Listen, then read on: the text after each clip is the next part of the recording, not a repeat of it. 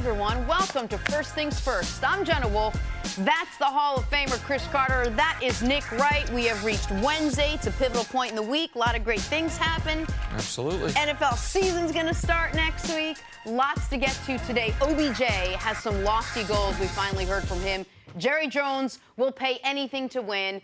And Eagles, Eagles, Eagles, which is exactly where we start this morning. Unlike last season, where they were the chasers, this season they are the chasees. Defending the Super Bowl title they earned last season, the Eagles recently put up posters in their locker room commemorating their Super Bowl 52 win over the Patriots. When asked about said posters, Malcolm Jenkins says he hates it. He wants to move forward, not backward. Take a listen. My focus is all on, adding another eye to the end of that. And so it's great, but that I'm well beyond celebrating last year's accomplishments because they don't mean anything this year. They don't get us anything. I said it earlier this offseason. It's not boxing where we get to hold the belt and somebody has to come beat us and take it. We don't have anything. we're at the bottom just like everybody else. They do get you one thing, CC. They get you a target on your back, which is what the Eagles have right now. How much harder is it going to be for this Philadelphia team now that they have that Super Bowl win behind them last season? They got to go out and defend it. Well, it depends on how you look at it. If you look at where they were last year, they'd had zero experience. I mean, they were a franchise in transition. Is Carson Wentz, is he that guy? Was he worth that draft pick? Their personnel department was changing. Howie Roseman was starting to take back over the team. Who is Doug going to be as a coach? Like, we didn't know all these things. So for them to be able to repeat, I think it's just easier once you have some experience. And if you do that without your primetime quarterback, without your franchise quarterback, going into his third year. So I think all those things, all the experiences that they went through, depending on each other, next guy up, that mentality, all those things work. The credibility that the coach has in the locker room to be able to speak to the guys, yeah, I believe all those things, you can use them moving forward, but you don't get anything from a banner. I mean, you don't get anything inspiration from looking at something one day because it was all those little decisions that they made that led to them getting the championship. So I understand what Malcolm is saying. But, man, in NFL, and that's the exciting thing about it, this is not the NBA. Golden State don't have a lead on everyone. Our regular season, it is going to mean something. Every year in our divisions, Nick, we talk about how many times a team comes from last in their division and they win that division. And that is the mentality and the parity within the league, and Malcolm is right. But I do believe that what they went through, that would be like, okay, whatever Tom Brady's went through, it doesn't affect them as that experience, I believe, will help them moving forward. I think it's extraordinary commentary by one of the most thoughtful and one of the most intelligent players we have in the league in Malcolm Jenkins. And here's why. I think the experience absolutely can help them once they get towards the end of the season, if they're in a similar position, if they have a good record early, and okay, guys, we know how important these late games can be. If they're back in the playoffs, all right, nothing is a bigger game than what we've already played. But it absolutely, and we've seen it happen before, there's a reason there's such a thing as a Super Bowl hangover. Typically, it's for the losing team, but sometimes for the winning team where it is hard to get jacked back up to where you need to be each and every Sunday. And one thing that you've made a big impression on me on is listening to what guys say and taking them seriously. The Eagles, to a man last year, were adamant that the underdog mentality was a huge part of their success. Yes. They wore the masks. They talked about it at the parade. They sold them for charity. Well, that is gone forever now. Like, you can, every team tries to do the nobody believes in us, we're underdogs. You can't do that when you're the defending champs who are actually better equipped this year than last year. You didn't have John Elway retire. You actually got John Elway back from injury. Like, right. Your version of it. Yes, a young John Elway. A young John. So for all these reasons, like, that part, I do think that is removed from them. Also, on a very just factual basis, you have a harder road after having won the Super Bowl than the year before because you won your division. you are now playing outside of your set schedule the Vikings and the Rams, as opposed to second or third or fourth place in those divisions. One of the reasons teams can go last to first is that year after you finish last, you get 2 games against 2 other teams that finished last. Schedule-wise also, NFC East, just unlucky draw this year. Draw the NFC South. They got 3 teams I think is good. In the AFC, who do you draw? The AFC South, one of the divisions that produced 2 playoff teams and has Luck and Watson coming back from injury. So for all those reasons, I do think it's a tougher road, but I think the experience, if they get through the early part of the season, the experience can pay dividends. We'll break down what the team has and where they fit into their division in a second, but you talk about experience. What traps can having that experience, what can you fall into? Yeah, you have that experience, but also all of the teams have seen what you can do, what you're very good at. Is that part of sort of what hamstrings you a little bit? Well, I think that listening to people, listening to the general public, you get more pats on the back. It's just a human condition. When you're out in public, people are going to say things to you. The availability for the Eagles to do public events, the amount of money that they have made. So you're hearing a lot of positive things in the community, but does that help you in trying to win this year's championship? No, because last year it wasn't that way. I wish if they can remember where they were when they left training camp, just a team trying to survive. They stormed through the first 2 months of the season. They need to get themselves back in position that they were in last year, that at the end of the season, every game that they played, it really meant something. So now you have this Eagles team where you're not 100% certain if Carson Wentz is going to start. We found out that wide receiver Alshon Jeffrey may be missing 2 or 3 weeks. How much of a disadvantage does that put this Philadelphia Eagles team at the start of the season? Well, the Jeffrey thing, I think, is significant. They lost Torrey Smith. Now, theoretically, they upgraded to Mike Wallace. But it also should be noted, Mike Wallace last year had 750 yards in Baltimore. He's also age 30 season, age 32 season, and going 9th year in the league. So how much of an upgrade will that effectively be? We also know that they lost their backup tight end. Now they drafted a tight end in the 2nd round. But there are, as far as your ability to move the ball vertically, I think Alshon's their best option. I think he's better than Nelson Aguilar. I think you saw they gave him a long-term extension at the end of last season. To me, that could be a significant early season loss. And Alshon Jeffries works better with a speed receiver. The speed receiver, Mike Wallace, works better with a good slot receiver, which they have in Nelson Aguilar, and a good tight end, which they have in Ertz. But also, his speed works better with a big, physical possession receiver, who Alshon Jeffries is. So they are a team that, just like they finished last season, going forward, they won't have most of their frontline guys to start the season. Now, will the backup players step up the way Nick Foles did against the Vikings NFC Championship and in the Super Bowl? The way that we've seen the left tackle have to step up and to be able to play significant amounts of minutes. So will these players be able to do that? I think that they will be able to do that. But also, they got some players coming back. They got the middle linebacker, Jordan Hicks, coming back. People don't know his name, haven't spoken much about him. He is a very good football player. So the Sproles will be back. So he hasn't played in a preseason game yet, but Sproles is an interesting weapon. 500 career catches that they have a guy coming out of the backfield. So they are a talented football team, Nick. One thing on Alshon Jeffrey. I do want to see what he looks like when he comes back.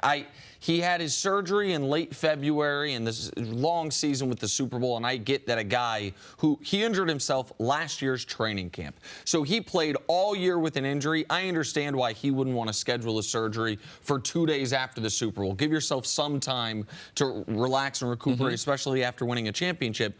But this is a guy who was a star in this league in year 2. He was the guy the Bears drafted him to be in year 2 and has never recaptured that. He showed enough of that last season that the Eagles showed faith in him and gave him that extension. He's now not going to be ready, it would appear, for week 1.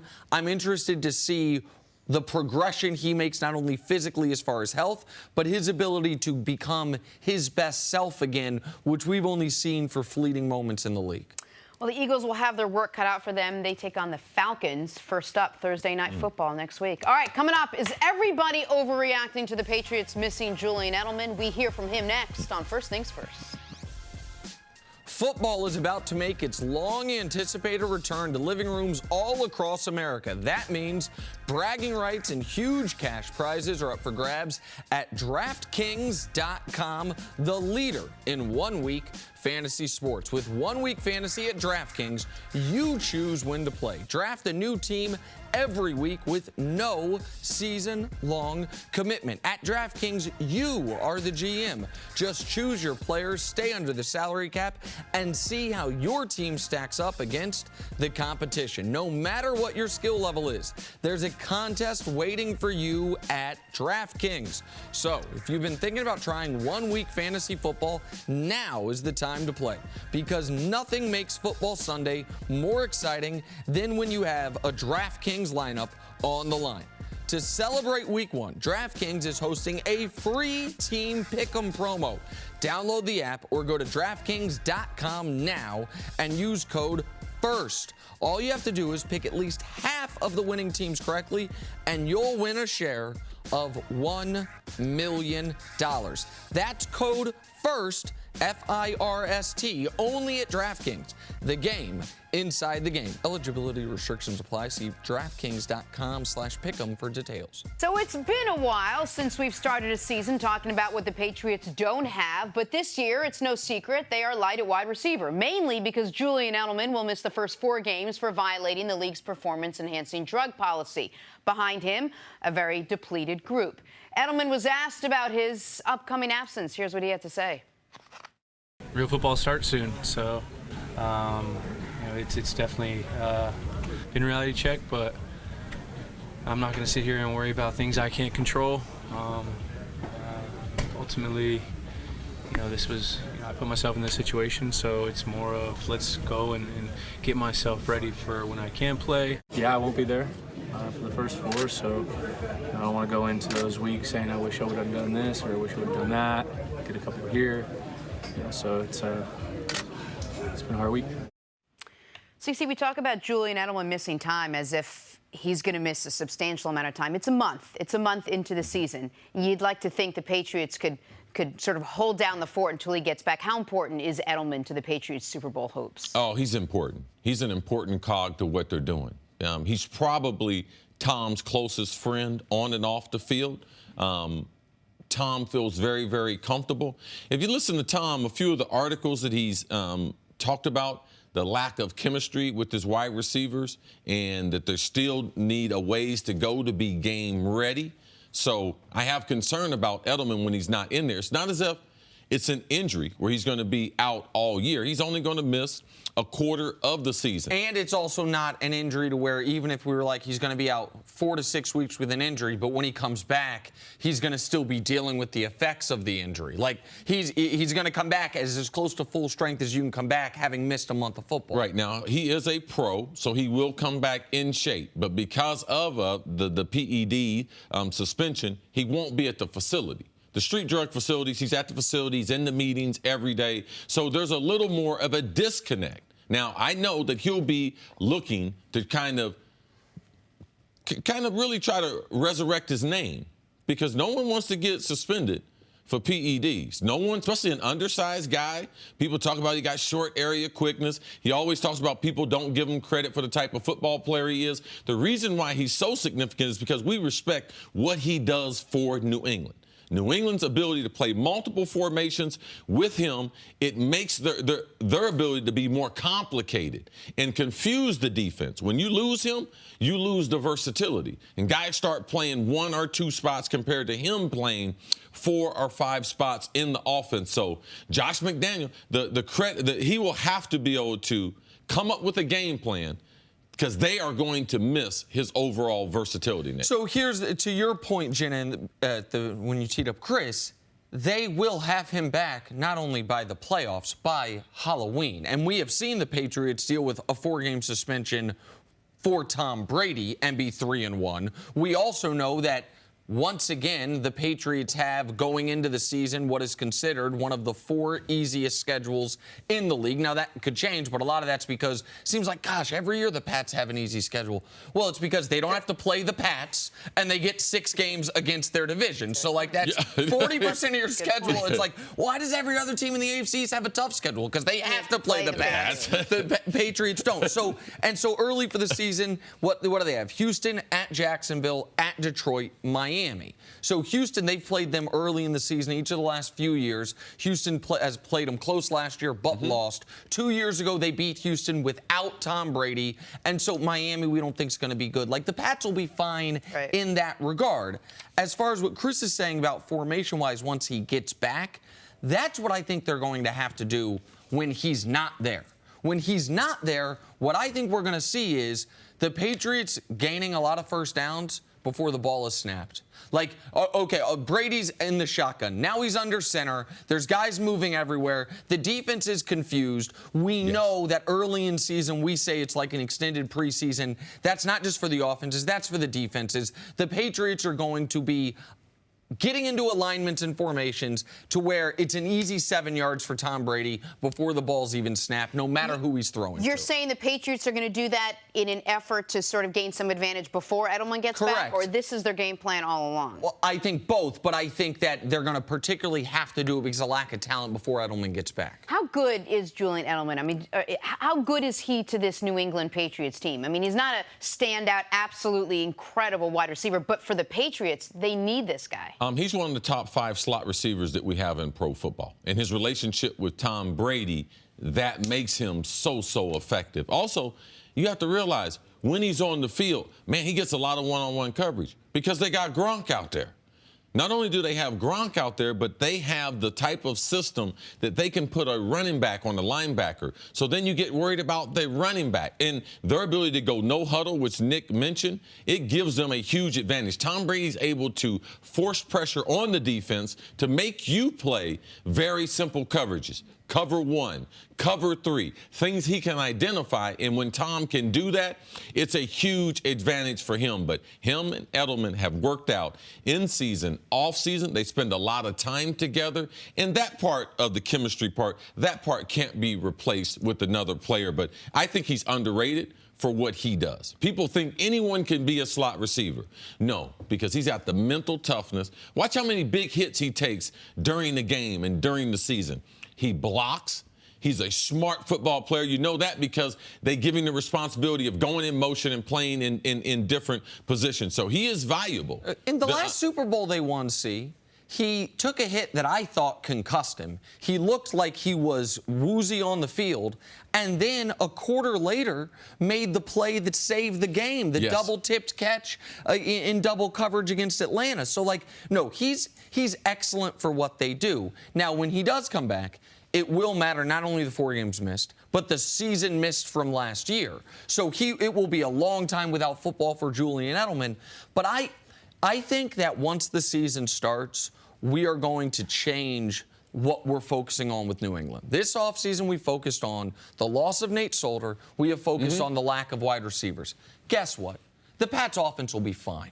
Last year, they were number 1 in points, number 2 in yards. Maybe that ticks down a bit. What I think we're going to start focusing on, if there's problems in New England, is the defense. I think the storyline for New England is not going to be, wow, with no Edelman, they can't move the football. It's going to be, can the defense get enough stops to allow this team to win games? And one thing, Nick, you and I keep going back and forth on, watch the development of Cordell Patterson, especially in the first 4 games. It gives Bill 4 games that he can develop this guy to figure out, okay, once I do get Edelman back. So I wouldn't be surprised if you saw quick screens thrown to Cordell. Also, watch him carrying the ball out of the backfield. The number 1 skill he has is running with the ball in open field. In Belichick, there's no one better at utilizing someone's talent and getting the best of that talent. All right, we're going to take a break. Coming up on the other side, Odell Beckham Jr. has got some big expectations for himself. Hear it from him next. First things first. College football is back Saturday on Fox. Catch a full day's action as Lane Kiffin's Florida Atlantic faces the 7th-ranked Oklahoma Sooners. It all starts at 11:30 Eastern on Fox, or you could stream it on the Fox Sports app. FAU is going to pull off the upset. Watch the freshman quarterback at Nebraska, too, 8 o'clock. He's going to be nice. By the way, I'm not FAU's. I don't think actually going to pull off the upset. I just like to get that out there. Back here on First Things First, we're going viral. The Ohio. That's Chris's school. The Ohio OH. State Buckeyes. Did you get all of it? They've got 6 wide receivers drafted the last 3 seasons. Now they've got a commit who wants to follow those same footsteps. Take a listen.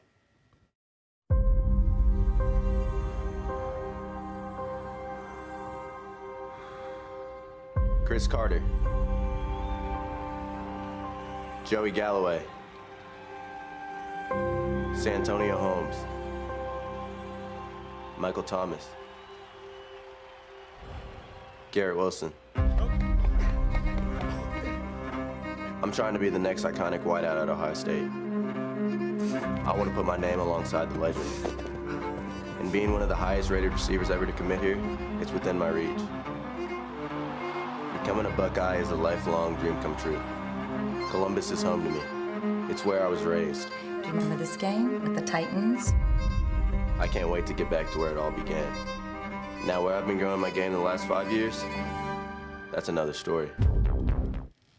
Wow, I got excited for a second. Impressive. That's one of the coolest things about your story is before you got to Ohio State, not known for wide receivers. Yes. No, a great football program for the 70 years before you got there, or however many years, 80 years before you got there, but they had never had an All-American wide receiver, correct? Yes. And now they just listed 4, but there's Terry Glenn was an All-American wide receiver. David Boston. There have been a bunch since you. That's really cool. That kid's from Columbus? Yes. Is what he said? That's awesome. That's a really cool thing. Besides putting on 50 pounds. He's from Texas, going to Columbus. Oh, okay. Every once in a while we go outside the state and steal somebody something. out. Oh, okay. Yeah, they ain't producing no wide receivers at University of Texas. Come on down, son. All right. Hey, Looking time for forward to some it. stories to start Tom your Herman's morning. recruiting in the wrong places. Brought to you by the That's what I hear. unexpected energy of ExxonMobil. And we are sticking with Ohio State. Sophomore Dwayne Haskins has been named the starting quarterback. The 5th-ranked Buckeyes open the season on Saturday against Oregon State. Cece, how far can this team go with Haskins at QB? They have the opportunity. When we talk about Alabama and what they have their quarterback battle and what they can do with Tua in there because he's an elite thrower, Dwayne Haskins is the best throwing quarterback I've seen in Ohio State since Art Schlichter. Now, I've been watching Ohio State for a long time. We've had some great athletes. Cardell has a big arm, but this kid right here has the pack. He will be playing on Sundays. I don't know if he'll win the Heisman Trophy, but he will be playing in the NFL when his career finishes at The Ohio State. Real quick, any impact with no Urban Meyer for this game? Of course there's impact. Urban's one of the great leaders and motivators that we have in sports, but they have a couple veteran wide receivers, Paris Campbell, Johnny Dixon, guys that have been there 4 and 5 years. They will be able to help ease the burden for the young quarterback. That quarterback will. You know why he went to Ohio State? He went there to play for Urban Meyer. All right, moving on to the NFL now. Todd Bowles says he will talk to the Jets coaches on Thursday about their quarterback decision. They will either go with rookie quarterback Sam Darnold, veteran Teddy Bridgewater, or senior citizen Josh McCown. CeCe, who do you think will start for the Jets week 1? I saw Josh McCown yesterday. Josh McCown looking good. He got that younger haircut. He's trying to go a little European soccer player.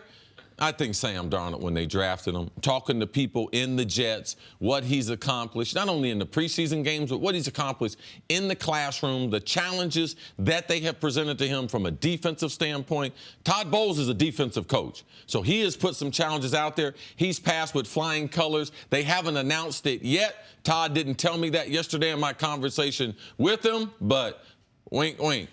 Sam Darnold will be out there. And CeCe was at the Jets facility talking to the players yesterday. I was not, but I didn't have to be there to know Sam Darnold's going to start. Everything they've done since drafting him, even with him missing the beginning of training camp, you just look at the passes they're asking him to make in the preseason games. You can tell they are trying to make it so don't make any mistakes, don't have any awful games, don't make it so we can't start you week 1 because we want to start you week 1. I think Teddy'd be their best option for if they just wanted to win week 1, but they have bigger things at play trying to change the entire culture there. All right, let's move on to Dez Bryant. 8 days away, still no team for Dez.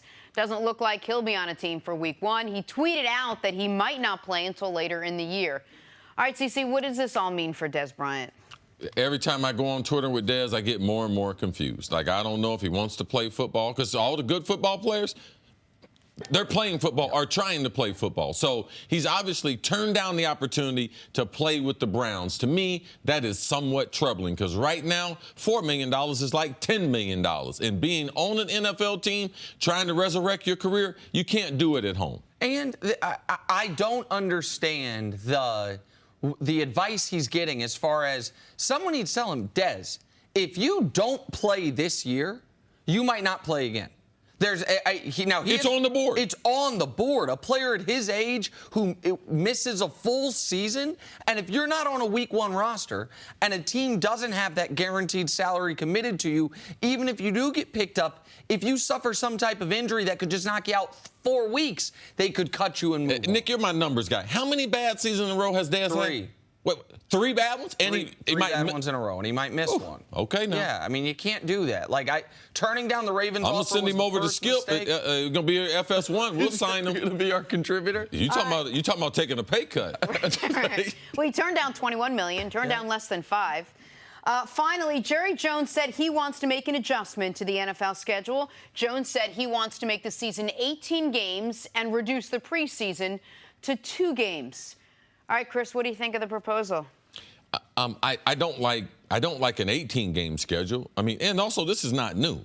I mean, they dusted this one off from way back when. They've been trying to do this for a long time. Now, for the fans of the NFL, it's not good for them for 4 preseason games. But when you get your season tickets, they demand that you get those. With those 8 games you get 2 preseason games. So they make sure that you have a 10-game package.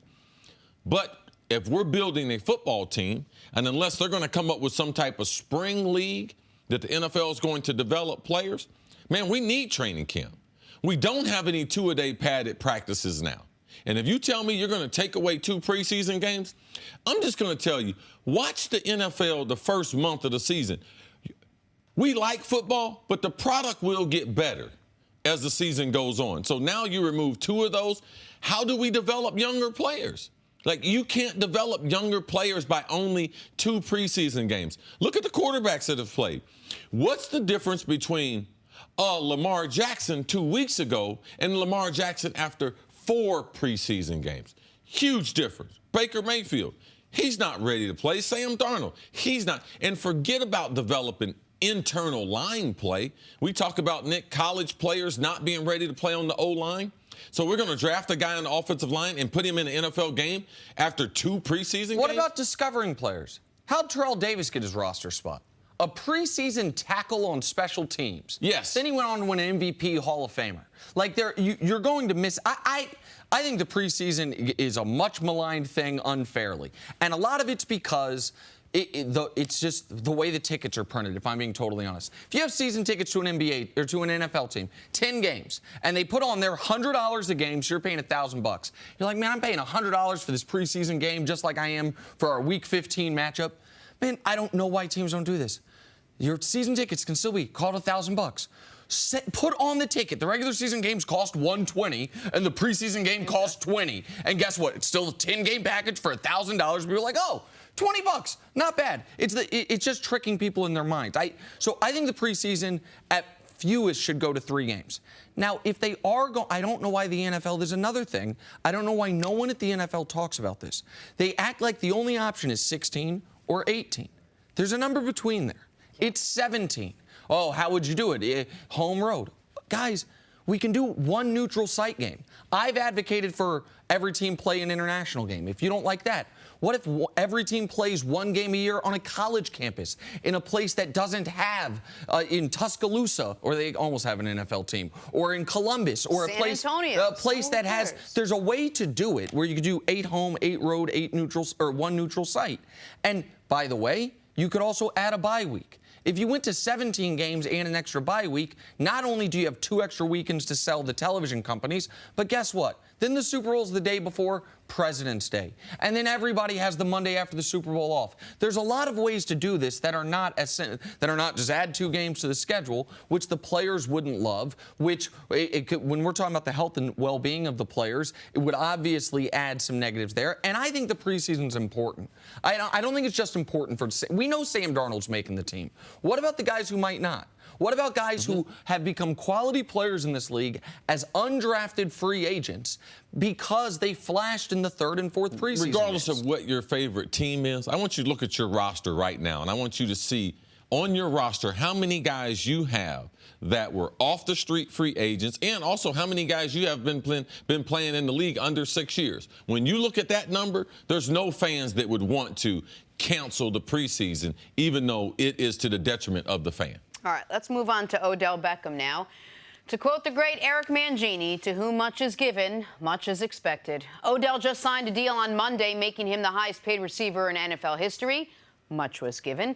Despite getting over $65 million in guaranteed coming his way, Beckham knows that both on and off the field, much is expected. Honestly, it sounds crazy enough, but I don't feel like I've done anything really since I've been here. It's not what I have goals for myself. I don't feel like I've been able to truly achieve them, even with the success that I've had. You know, it's not really where I want to be. You know, like I said, before I was even in the NFL, I want to be legendary. Not about, yeah, the money is great. You can take care of your family. You can take care of kids one day that you'll possibly have. But my goal was always to be in the Hall of Fame, to win trophies, to be able to leave a legacy that'll be remembered way past any money that you make. All right, CC, he sort of mentioned all the different ceilings there, but what does Odell need to do on the field to reach his own expectations? Have a good season. Like, don't listen to people.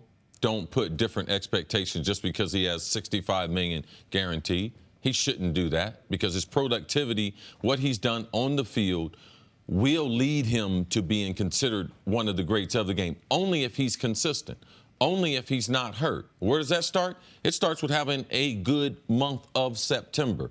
Real small goals. I wouldn't allow people to at this age, I wasn't thinking about trying to be in the Hall of Fame. I was thinking about if I had a good season, I was trying to follow that season up with another good season. I was trying to take care of my body to make sure that I could make it through the season. So all these things happen if you're able to be consistent. One of the things that I take in, and when you consider players, how often they're on the field, that means how infrequently that they don't get hurt, but also how consistent are you? Larry Fitzgerald, the reason why he's one of the greats in the game, he has been so consistent year after year after year. You know what you're going to get. What we should get with Odell is 8 to 12 touchdowns. We should get 1,400 yards. We should get 90 catches. That's what we should be trying to do. Where he's going to end up at the end of his career, that is not his worry or his concern. And the amount of pressure that should be on him is no different than the amount of pressure that's been on him the first 4 seasons in the NFL. So as far as his on-field production, if I just take of his 3 full seasons, so throw last year out because he was injured, his worst receptions, lowest yards, fewest touchdowns, you get 91 receptions, 1,305 yards, 10 touchdowns. If he does that, like you're saying, if that's his average and that's his worst, if that's his average for a decade, he does exactly what he's talking about. Now, it's not totally fair to say throw out the injury because the injury matters. And if you're a guy that has repeated or multiple injuries, that derails everything. And let's not try to act like a decade is a 20-game hit streak. Now, how many receivers have we seen put together a decade? We didn't see Calvin Johnson put together a decade. So when you say that, you have to realize how long you're talking. In this NFL, you're talking to, man, it's almost impossible to put together a 10-year window. No, absolutely right. But I am taking him at his word those are what his goals are. And if that's the case, then the standard that C and you hold to Odell to, which is different than what I do, that's the correct one. If Odell is holding himself to the standard of, I want to be legendary, I want to be one of the greatest to ever do it, well, then all of the things have to matter. I have said for a long time, when you put up those types of numbers, I will deal with the other nonsense around you as long as it's not to where your teammates are like, I hate him, you're fighting, things like that. One thing about that, though, Nick, it's even on teams, guys that are bad guys, even their teammates don't say they hate them. But what they do, they hate their antics. Of course. They don't necessarily like being around them. But a lot of times, you just can't say that because you're in a team sport and you know the magnitude of your comments. Agreed. But I don't think Odell's a bad guy. I don't think that applies to him in this regard. Now, he can be a distraction. There's no doubt about that. But, again, if Odell's goals were, I want to become, at one point, the highest paid person in the world at what I do, and I want to be one of the 4 or 5 best in the world at what I do. Those are incredibly high goals, and he would have already achieved them. And if he says, hey, I'm going to keep going this as long as I can, I wouldn't judge you for that. Now, but those aren't his goals. He has set higher standards, different goals, holding himself to a different standard. So that does mean not just the consistency you're talking about, but it means less of the stuff that rubs you the wrong way. Didn't he tell you last season, as far as the off-the-field stuff that he wants to do, I want to be a better man, I really want to work on myself? This was before the end zone antics, and it was before the video came out. Yeah, the end zone antics have an explanation, though. There's an explanation. There's a justifiable explanation why he did that. And if people don't know, it was he says it was a response to the president's comments. The response to the president's comments saying SOBs, said I'm going to act like a dog then. But go ahead. Okay, but I guess my point is there a part of it, CC, at least for you, that you want to say, okay, enough, just go on the field and play? Let me see. Don't say you want to wear a Hall of Fame jacket. Don't say you want to be a better. There's a lot of expectations that you're setting for yourself. Let me see you get through this season healthy, productive, and without any distractions. No, I'm glad he said that. Because great people have great expectations for themselves. I'm glad he gave us a peek inside of what he wants to do. Because also, I tell kids, man, it's dream. Write it down. Tell someone. Because now you're responsible for what you said. So now his actions, everything that he does, I can say, does it line up to get you where you said you want to go? So, yes, I'm glad he said that. That should be his goal. Like, it should be his goal. But now, let's work on it. Let's put together another 1,300, 1,400-yard season. That's what the legendary players in this game have done without all the other stuff. Most of them, except a couple. All right, go ahead. No, I don't think people doubt what he can do on the field. I do think some of this he brings on himself, and some of this is because of his celebrity. We really focus on, like you just said, go out on the field and do it. The guy's been hurt for a year. The day after he signs a contract, if he didn't do the press conference, let's be fair here, if he did not do that press conference, he'd get criticized. So it's not fair if he does the press conference and doesn't say anything about being a celebrity. I don't think anyone, Nick, has any issue with the expectations he set for himself on the field. I think everyone knows how good of a player he is. Maybe we haven't seen him in a while, but I don't think anyone has a big issue with, I want to do this, I want to be in the Hall of Fame. But Jenna, my issue was him coming out last year and saying, that's it, I'm ready, I want to be a better man. And then that video comes out. So I'm like, all right, let me see you do it before you tell me you're going to do it. Okay, and all right. Him in the video didn't make him a bad man. It didn't make him a bad man, but it contradicted what he said. So now he says again, we don't have to relitigate that. I think that showed poor judgment. I don't think that showed poor character. Now, if some people out there have said any type of drug use shows poor character, that's not how I feel. I feel like this is something a lot of people in this country do in their spare time, whether they're supposed to or not. I don't think it shows poor character. This is a guy who did not have to. He FaceTimed my son because he knew he's so good with kids. No doubt. He absolutely, and I understand, he has done things that have disappointed you, but I have also seen him look at you admirably and say, how do I get there? Now, as a young person, as a famous person, as a rich person, you stray from that sometimes. But I think this is a hard reset for him. He got his money. Yeah. He's healthy. The Giants have theoretically the best offense they will have had in his time there. Now let's see him go play football again. Really all that matters right now is that Odell believes in himself and the Giants believe in Odell. And now Odell's better than what he knows he is.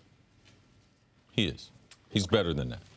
All right, let's take a break. Coming up, hey, why are the Raiders playing hardball with Khalil Mack? That's next on First Things First. Welcome back to First Things First. Former NFL head coach Eric Mangini joins us. Hey, Coach. Good morning. We're getting closer to football. The Raiders open their season on Monday Night Football against the Rams. That's in 12 days, but Khalil Mack might not be on the field. That's because Mack continues to want to be the highest paid defensive player in the league, and the Raiders continue to not want to make him the highest paid defensive player in the league. According to reports, both sides are in a stalemate, and it is likely Mack misses regular season games. All right, Coach, what do you make of the way this entire situation is being handled, has been handled thus far? This has been mishandled really by both sides since the beginning. I think if they were able to, at some point, get together, sit down, talk, and if it was just John and Khalil, that would be fine. And I really feel that Odell took the right approach. Odell showed up. He showed the new head coach. He showed the new GM. He showed the owner that he was committed to the program, that he was healthy, that he was going to work. He allowed them to see all the value that he brought to the team. Where in this other situation, it's been butting heads since the beginning. And you've got a head coach who signed a 10-year deal for $100 million. He's got all the power, and he's looking at this longer term as to what type of precedent am I going to set. And when you come in and you make things confrontational from the beginning, then you just get two guys in a standoff, and it's hard. Who made things confrontational from the beginning? Well, it depends on who you listen to. According to the reports I've read, John reached out. His calls were never returned. I don't know if he reached out a second time. To me, confrontation, both parties are responsible for that. Either one could have just said, hey, why don't we get together and spend some time together and just see where that goes? But at this point, just based on something we discussed off the air yesterday, you are concerned, or you would be concerned if you were Gruden, that if they give him the money, it sets a bad precedent for the other players on the team moving forward, and as far as the rest of what he hopes is a 10-year tenure as the Raiders head coach? Well, whether it's the draft, whether it's free agency, whether it's holdouts, whether it's discipline, you set a precedent. And once that precedent is set, then it's hard to roll it back. So if you allow people to shoot their way out of contracts, if you allow people to take that stance, then what's to stop the next guy from doing it, and the next guy from doing it, and the next guy from doing it? Because they know you're going to fold. So now you've created a problem that didn't exist before. Yeah, I believe, especially when a coach is trying to reestablish a culture, or he's trying to implement something that's totally different than what they're used to, it becomes very important that he's consistent at the beginning in his decision-making. Now, if John Gruden is going to win football games are won by good players making good decisions under stressful situations. And I would try to equip myself, if I was starting out, with the best possibility that I might be able to be successful. Now, I know they're worried about the long-term ramifications from this contract. Because if you give a defensive player this type of money, ultimately, what is it going to mean in the locker room? Your quarterback, which he wasn't the high draft pick, he was a second-round pick, not the first-round pick, they gave him the contract. So in giving him that contract, he hasn't performed as high as Khalil Mack has performed. So also, in not giving Khalil Mack, what John Gruden is doing, he's sending a sign to the team inadvertently that this guy, who we haven't had any problems with, there's nothing he can do to get a contract with Carr, who was a quarterback, who people say, how good is he going to be, who they did give a contract to. And what you're talking about setting precedent. What if the precedent is as simple as this? Yeah, we do bend if you're an MVP. If you're defensive MVP, offensive MVP. If you're the best in the league at what you do, we actually might give you a contract early. We might bend to your demands. Like if I'm the right guard on the Raiders, unless I'm delusional, I don't look at what they did for Khalil Mack and say, well, that means they got to do it for me, right? Or do you think I'm misreading that? I think that players look at what happens to other players, and they all feel like they're extremely important to the team. And regardless of what spot I have, you're gonna look at how that was, how that was handled with other guys. Now, there's a difference between having a precedent and belief system and just being stubborn to the point of hurting yourself. Mm-hmm. And there's nothing wrong with these two sides getting together and spending some time together. Those two people need to talk. Those two people need to spend some time together. I can look at it in hindsight now, because we're getting ready to start the season. But in these situations, I don't believe every player's situation is the same.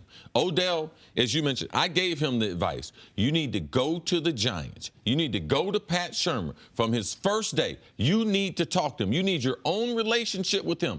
And whatever Pat tells you, and I know what Pat's going to tell you, you need to be at minicamp. You need to be at the OTAs. So you need to be in agreement with him before you even go into the meeting, Odell, because this is what he's going to ask you to do. So I believe in certain instances, you get more done being in the building because the coaches, the organizations, they can see the assets. If I was Khalil Mack, what I wish he would have done, I wish they could have came to an agreement on a one-year deal. I wish he would have went to training camp because in training camp, if I was Khalil Mack, what I would have done, I would have destroyed John Gruden's practices. I would have destroyed all of his offensive linemen and let him know there is no future without me, because that's one thing coaches understand. When they see the talent, and we can't go back, but if he had signed a one-year, if John could see how good the guy is, how good he is in the locker room, a lot of times you can see a long-term deal worked out because John says, listen, I'm not going to win a lot of football games unless I have that guy on the field. Is John Gruden making the decision here? Is this going to be John Gruden's decision? Yes, 100%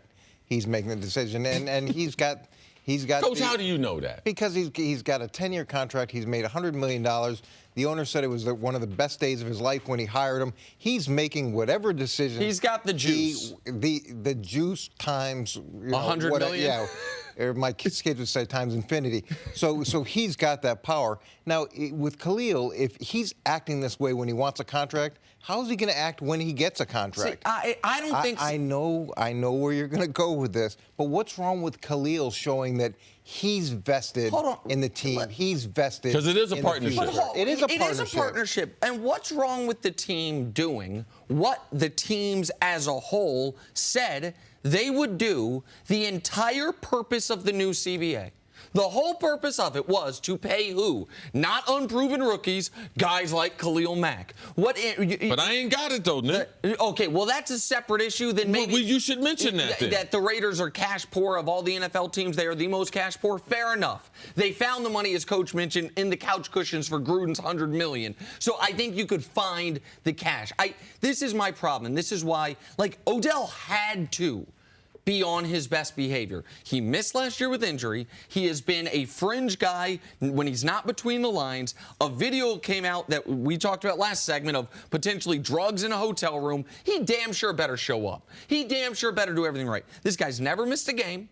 He's never been injured. He's been your best player for 4 years. You are, the last 2 years, second to the last in the league in sacks, despite the fact that he's top 5 in the league in sacks in that same time frame. He shouldn't. The right thing to do is to pay him. So sitting back, you see somebody new get hired who has the control that he has, and you are the player that Khalil Mack is. What makes you think, hey, I'm not going to return calls. I'm not going to engage with this person who controls my future. And I think really good things are going to come from that. Maybe he got bad advice from his agent. That happens all the time. I would imagine that was not. I would imagine. And he needs to call Cris because Cris gave Odell really good advice, and Odell. And that was before the hotel room. Correct. That was before the hotel room, but yes. Post-injury and post all the other stuff. Once we knew, listen, Odell, you've been there. Tom Coughlin got fired. Then McAdoo got fired. Now you got an offensive coach. You need to repair these things. I don't believe in the idea that a player that has achieved at the level that Khalil Mack has, that it's as simple as, well, he's under contract. It is as simple as he's under contract. If he wants to go get paid at a record level, then be a free agent, like Kirk Cousins was. Aaron Donald didn't have to. Odell reset didn't the bar. Have to. These guys. Every guy's different with different teams now. You can't Stan Kroenke, what he's doing, the Mara family, what they're doing. Their pockets are a lot deeper, too. Can we acknowledge this? Just last point, I apologize. That there's 32 teams in the league. 30 of them would have already given Khalil Mack an extension. But we can't forget that the Raiders don't have the cash, though. Who are the two? You're saying the Raiders and a team and a mystery team. New England. New England, maybe. You think Khalil Mack was not going to show up in New England and then Bill would be like, oh, I love that behavior. Let me reward you with the highest paid contract in the world. They just All paid right. Shaq Mason early. They do he was pay at guys. practice. Got to take a break. undervalued. Coach, stick around. Is everybody blowing Julian Edelman's absence way out of proportion? That's next on First Things First. Back here, First Things First with Coach Mangini. Le'Veon Bell still has yet to report to Steelers training camp because he still has yet to sign his franchise tag. If any of this sounds familiar, it's because it's exactly what happened last year. Bell reportedly told his teammates he would report on Labor Day. However, Bell tweeted, "Don't believe the fake news. I never said anything to no one." Sometimes I read it like a Saturday Night Live skit just because it amuses me. Coach, how much will missing training camp hurt Bell? He missed training camp last year. He struggled a little bit in the first couple of games, and then obviously his season took off, but there was a little bit of a struggle. So how much will it affect him this year? It's going to affect him. Now, at least he does have something to draw on from last year and things that worked, things that didn't work. When you look at his whole season, over half the games he played, and he averaged under 4 yards a carry, which I don't think people realize. We assume that his production was incredible throughout the course of the season, but over half the games he played in, he was under 4 yards a carry, which to me is a concern. And you go into the second year and you don't have the conditioning, you haven't hit it all, you're not into a rhythm. It's a new offensive coordinator, and with a new offensive coordinator comes new tendencies, new terminology, new ways of calling things. It's different than him just going back with Todd Haley, which he had been used to. He's going to have to get used to that component as well. So I think this is going to be a struggle for him early. Listen, Le'Veon Bell in September last year was one player, and the rest of the year was another player. In September, he was 3.5 yards per carry, 60 yards per game on the ground, less than 20 yards per game through the air. The rest of the year, he was 50 yards per game through the air, 90 on the ground, and over 4 yards per carry. Like, it took a... Really? Are you reading? I mean, I think he had like one game where he was at 5-point-something yards a carry, but there's a bunch of games where like 3.8. Oh, yeah. No, he was 4... I can't see your list because I have my glasses on, but I'm pretty sure I read that this morning. No, you're correct. I wasn't disputing what you were saying. The point I'm making is that in September, he struggled mightily. The rest of the year, he was good. Maybe not the yards per carry you would like, but at least the overall totality of yards. He averaged the rest of the year 140 yards from scrimmage per game after September. But in September, it was less than 80 yards from scrimmage per game. So even if in the year as a whole, he was not as efficient as you would like, he was particularly at his weakest in September. There's no reason to think that'll be different this year. I know he has the experience to draw on it, but this is your whole thing about how do you get better at football? Practicing football? How do you get ready to play football? Playing football? I understand why he's not there. I think a guy who's under the franchise tag would be foolish to show up early. I get it. They're not fining him. He's not missing money. He's removing injury. But the downside to that is he's going to come into the season less ready than had he gone to training camp. Like, to me, that's definitely what takes place in these situations. Yeah, and this is just a phase of his career that he's going to have to try to master. Because I know when he looks back on it, he would have done things different. And the reason why I can say that is I just know how much better I got as a football player from the time I was 26 until the time I was 32.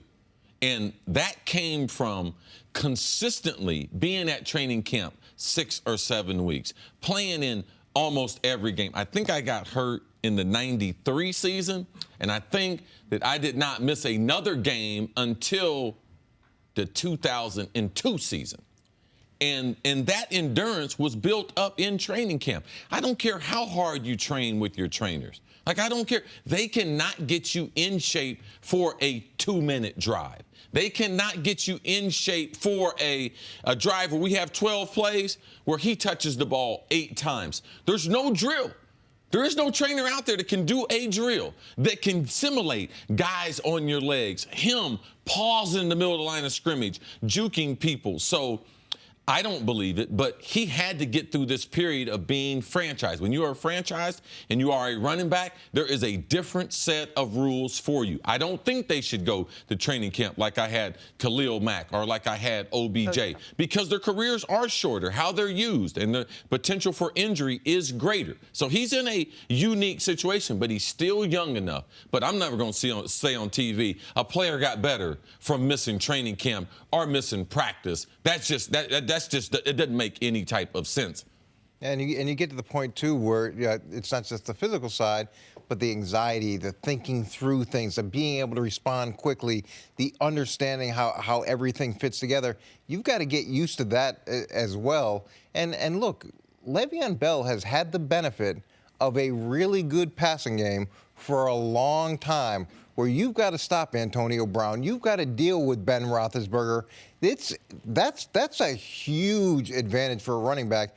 I would expect someone who played in Pittsburgh to be able to have significant numbers, because you've got to play with 7 in the box to stop the passing game a lot of times. You mentioned a new offensive coordinator. How hard is it for a guy who has experience, who's played with the team before, but now to come in and get used to, I don't want to call it new language, but just a new coordinator, new set of the way you're doing things? Well, he's very fortunate that the coordinators are not allowed to change their whole system in Pittsburgh. Pittsburgh's had a system that has worked. It's worked through several coordinators. Started off with Bruce Arians, making tremendous changes. Ben Roethlisberger has had a tremendous impact on that. Went through Todd Haley and the guy that they have now. So when you're in that type of situation, changing coordinator, most of the stuff is stuff that you've done. But you don't know the coordinator. That's one thing that Brian Billick taught me. He said, Chris, if you're ever going to be the offensive leader, you got to think like me. I said, Brian, I don't want to do that, man. You know, you're a big old raggedy tight end from BYU. I don't want to think like you. He said, Chris, if you want to lead this team, you're going to have to think like me. So I had to memorize the plays.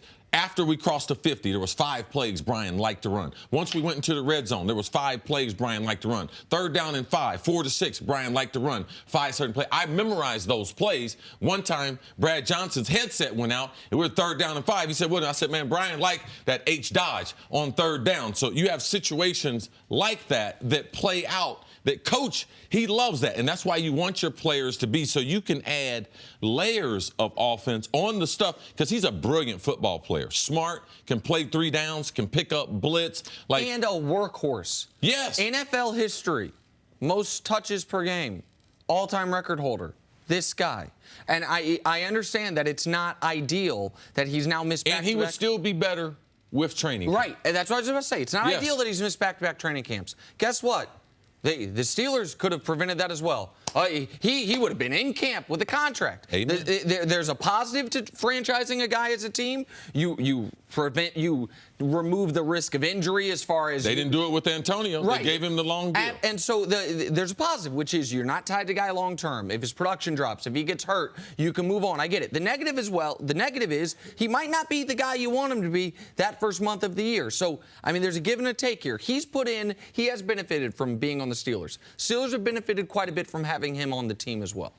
Yeah, he's missed a little time too, right? What? Yes, he's missed a little. You added the what's the NFL players, fire your agent, hire Nick Wright. Let him represent your best interest. Man, he has the results of Des Bryant going into Jerry Jones. Hey, I want a pay raise. Hey, you out the door. All right? Nick Wright. Des fired me. They'll find a way to get you fired or paid. One or the other. Thank you for listening to the First Things First podcast. Remember, leave us a review and tell us what you think. Subscribe to the podcast on Apple Podcasts and catch us on FS1 Monday through Friday, 6:30 a.m. Eastern. For Cris Carter and Nick Wright, I'm Jenna Wolfe. So long, everybody.